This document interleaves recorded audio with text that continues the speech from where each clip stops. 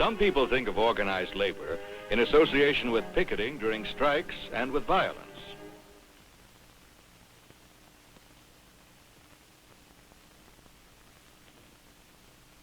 To others, it means labor management conflict. Labor's idea about management, management's idea about labor. In fact, organized labor is the collective voice with which 18 million union members speak, 1/4 of the total working population of our country. What were the historic conditions that led to the rise of organized labor? Before the Industrial Revolution, the employer and worker knew each other personally in the small workshops. But with the introduction of machines in the factories, as not every man can own a machine, those who do not own machines have to work for those who do. But this means, in effect, that the machine has created new social groupings, among others, the industrialist and the worker. Under the factory system, the worker was considered expendable. He had no rights except the right to work until his health gave out. His wages were miserably low, his hours destructively long, from sunup to sundown, 6 days a week. In the early 1800s, he had little energy left for his family life. The hiring of women in the factories, who were driven to work even longer hours for lower wages, further threatened the working man's livelihood. And the children. In 1900, it was common to find children working in the mines, the farms, the factories, and the canneries. 6-year-olds were canning vegetables until 2 o'clock in the morning, perpetually hungry, their wages barely enough to keep them alive. The working conditions in America throughout the 19th century were incredible.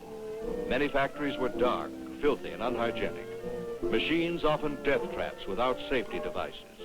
And these things happened not primarily from the greed and cruelty of the employer, but because he had to meet increasing competition, because it was a period of transition into a machine age. And as more workers became absorbed into the factory system, the conflict sharpened between employer and wage earner. Workers began to act together against the industrialist for self-protection and even survival. The individual worker discovered that only through joining unions could he gain power and dignity. Workers realized gradually that in union there is strength. In union, there is achievement in the form of better wages, shorter hours, better working conditions, and job security. In union, there is the equalization in bargaining power between industrialist and worker. The worker wanted the right to face the industrialist not as a benevolent father, but as an equal. The struggle of the workers to achieve these rights through union began in colonial days. In 1786, one of the earliest strikes of workers in a single trade occurred in Philadelphia. The printers struck and gained a minimum wage of $6 a week. By the 1790s, the shoemakers had formed their craft union, but these early unions were very unpopular. The courts were unsympathetic, ruling them to be secret and illegal conspiracies. For example, the journeyman bootmakers were indicted and brought to trial for trying to raise their wages. They were found guilty. It was not until 1842 that Justice Lemuel Shaw of Massachusetts ruled that labor unions were legal organizations and not conspiracies. But this applied only to Massachusetts. Other American courts continued to follow English law by treating unions as conspiracies in restraint of trade. They reasoned that when workers formed a union to raise wages, they were conspiring to injure the public by forcing employers to do something against their will. The first successful national labor union was formed in 1869. It was the Knights of Labor and was founded by Uriah Stevens and led by Terence Powderly. By 1886, when the Knights of Labor moved into its new headquarters, it had 700,000 members in scores of trades, headed by Powderly and a national committee. It welcomed to its ranks all persons from all branches of honorable toil, provided they were over 16, excluding only sellers of liquor, professional gamblers, bankers, stockbrokers, lawyers, and doctors. But the broadness of its membership was its ultimate weakness. Powderly and the Knights of Labor could not represent so many groups with such opposing interests. It became involved in more strikes than it could effectively handle, and it soon disintegrated under the pressures of its own internal conflicts. In the 1880s, as the Knights of Labor was declining in power, the American Federation of Labor, the AF-of-L, was being formed. In 1886, Samuel Gompers became its first president. It was a loose-knit organization made up of independent unions. Gompers was shrewd enough to learn from the mistakes of the past. He realized that one of two roads was open to American labor. The first way, followed by some radical labor leaders, was to try to disrupt and destroy the capitalist system by violence, because it seemed responsible for so many inequality. This was the philosophy of the German economist Karl Marx. They believed that capitalism was ethically unjust and economic harm. They concentrated so much on their desire to overthrow the system that they had little energy left for improving the workers' lives. Some even believed that the more miserable the lot of the worker, the sooner he would revolt. The second way, followed by Gompers and the majority of labor, was to accept capitalism, but to try to improve working conditions. The AF-of-L was devoted to pure and simple unionism, which meant no revolutionary change. Instead, the AF-of-L concerned itself with its members' wages and working conditions. They placed great stress on organizing the skilled craftsmen, the most important workers at this time, and grew rapidly in strength. The main fight of the AF-of-L was to gain the right of the union to bargain for its individual members with management. At this time, social reform groups seeking social justice became interested in labor's problems, and they urged government intervention to improve the lot of the working man. By the turn of the 20th century, the public had to be educated to the idea that unions were not contrary to the American spirit of rugged individualism, but a necessary and integral part of democratic capitalism. And management had yet to learn that unions were not depriving them of their right of free enterprise, but rather were a part of that very way of life that made free enterprise possible. At first, management used every means in its power to destroy the unity and strength of labor. Lockouts deprived men of their right to work. Blacklists discriminated against labor unions or those who voiced their opinions. Spies to ferret out the nonconformists. Strong-arm men to beat them back into line.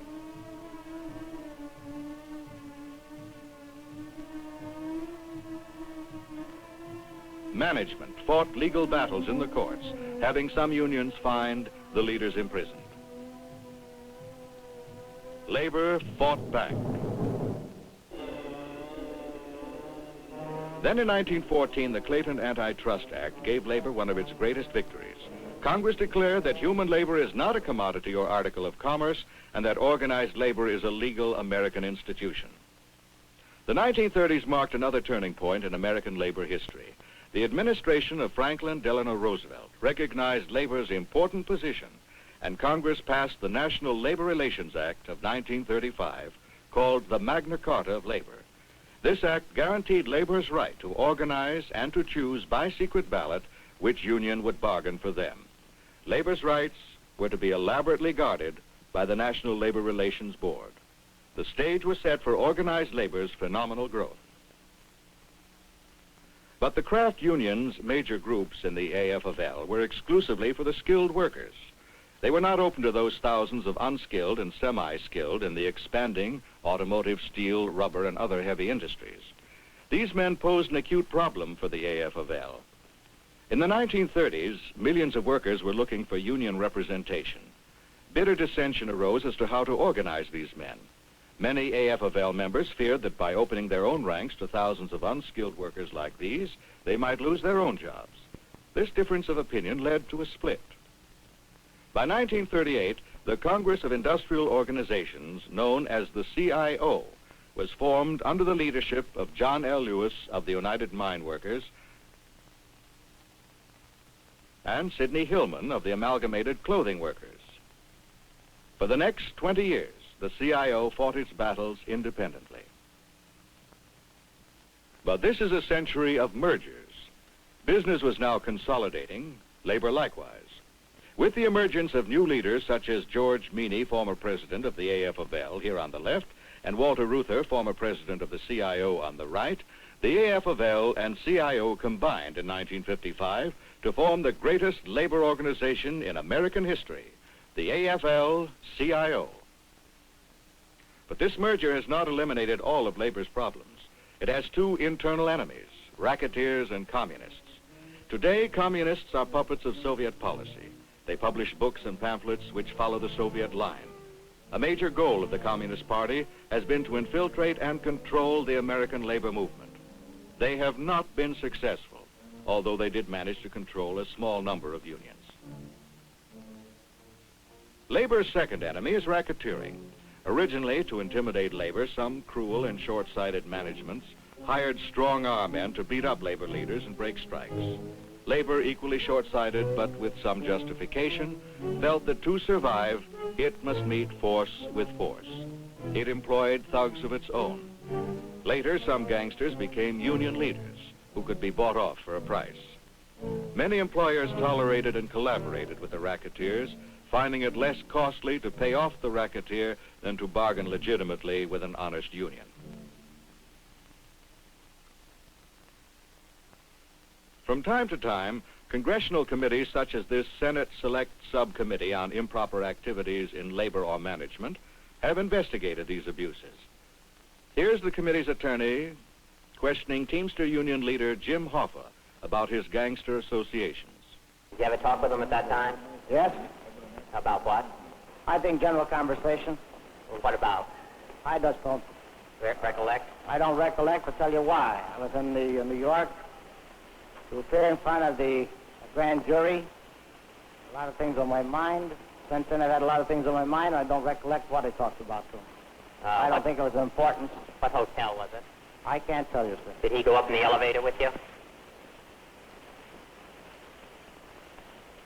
I don't know. Well, do you know if he went to your room? I can't answer that. I don't know. I remember back now, this is 3 months. You can't remember 3 months ago whether Johnny Deal was in your room? The man who's under indictment for throwing acid in Victor Rizal's eyes? I cannot remember whether he was or not. As I said, it was that period of time, and I just don't recall. You can't remember what you talked about, and you can't remember whether he was in your Wouldn't have room? been of anything of any importance, Mr. Kennedy, and I can't recall it. And so it went on. It may appear strange that a union membership will re-elect a man accused of racketeering. Unfortunately, if he has fought a strong fight for some improvements, and his union has shared in the general gains achieved by the whole force of organized labor, his own police record may be overlooked. This was so with union boss Hoffa. The place, then, of organized labor within our economic system should be evaluated within the perspective of history. A labor leader or a union charged with corruption does not mean that organized labor is evil, just as a ruthless industrialist does not make capitalism a heartless system. Today, responsible labor leaders are keenly aware that labor must clean its own house. Labor's sense of responsibility is growing to match the power it has gained through collective bargaining. Labor's record of achievements is impressive. It can take credit for helping to establish our free public school system, better working conditions, fairer wages, and a working week reduced from 80 to 40 hours. Fringe benefits such as paid vacations, pensions, and insurance supported by management. Union bank and credit facilities. Research departments that study business trends. Technical and trade schools. Union-operated summer resorts. Union medical centers and cooperative medical programs. And union-financed apartment houses. Today, unions themselves have become big business. They've accumulated millions of dollars in their health, welfare, and retirement funds, and they've invested enormous funds in the stocks and bonds of American business. The rise of organized labor is as important as the rise of the great corporation. Each represents different sides of the coin that we call democratic capitalism, and each has a stake in our system. We still have strikes, but violence and labor disputes is becoming increasingly rare. Contracts are usually faithfully kept by both sides, and in case of disputes, there's a growing acceptance of mediation or arbitration in which an impartial umpire helps settle the issues. Today, organized labor is a major political and economic force in our country. From the time of Samuel Gompers, American labor has not favored the formation of its own national political party. It does, however, support Democrat and Republican candidates who show friendship to its aims. and opposes others it considers anti-labor. With power comes responsibility. How does labor feel about its present and future role in American society? Here is George F. Meany, president of the AFL-CIO, to tell us. In the future, as in the past, the American labor movement is determined to promote both the best interests of its members and of our country. We intend to improve workers' living conditions, the welfare of workers' families, and the general public welfare, both through collective bargaining and legislation. To do that, we must have a clean and democratic movement, and the AFL-CIO has proven its determination to live up to that standard. We will not advocate or support policies which aid workers at the expense of the general public, for we believe that no group in our land should prosper through policies which injure others. Our goals, however, are not just economic. We want to improve educational opportunities in our land, eliminate poverty, suffering, and unemployment, achieve better housing and medical care for all people, eliminate discrimination, provide for our older workers in their twilight years, promote cultural standards, provide for the new leisure which is certain to come with automation. In brief, we want to make our land even greater and stronger and better than ever.